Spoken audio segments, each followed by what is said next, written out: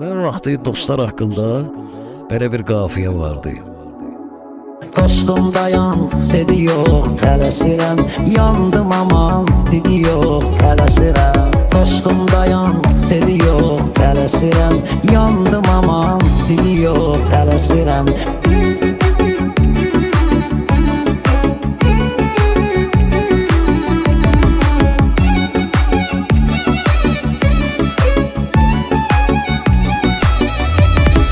Dostum deyim ləzzətimdən, dadımdan.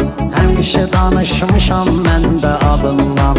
Yaxşı dostum heç vaxt çıxmaz yadımdan. Yoxdur ziyan, dedi yox, tələsirəm.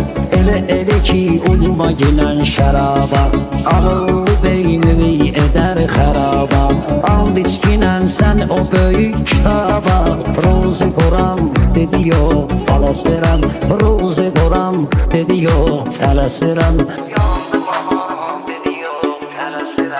Dostum dayan, dedi yox, tələsirəm. Yandım aman, dedi yox, tələsirəm.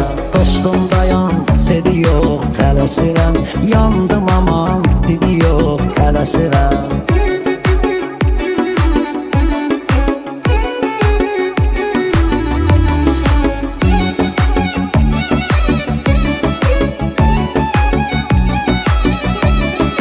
Mən olmuşam sən olan o xanədə, söyləmişəm kəlmeyi dürdanədə. Səni sevirəm həmişə meyxanədə. Gedimə dayan, dedi yox, tələsirəm. Dostum görüşdüm həmən adam ilə. Dedim ona sözümü mən tamam ilə. Bu cür gözəl qəşəng bir məqam ilə. Zaman zaman, dedi yox, tələsirəm. Zaman zaman, dedi yox, tələsirəm. Bayram söylədi öz kəlamını, dostlara göndərirdi salamını.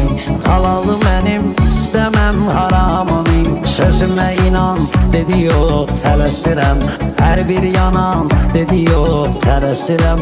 Dostum dayan, dedi yox, tələsirəm. Yandım aman, dedi yox, tələsirəm. Dostum dayan, dedi yox, tələsirəm. Yandım aman, dedi yox, tələsirəm.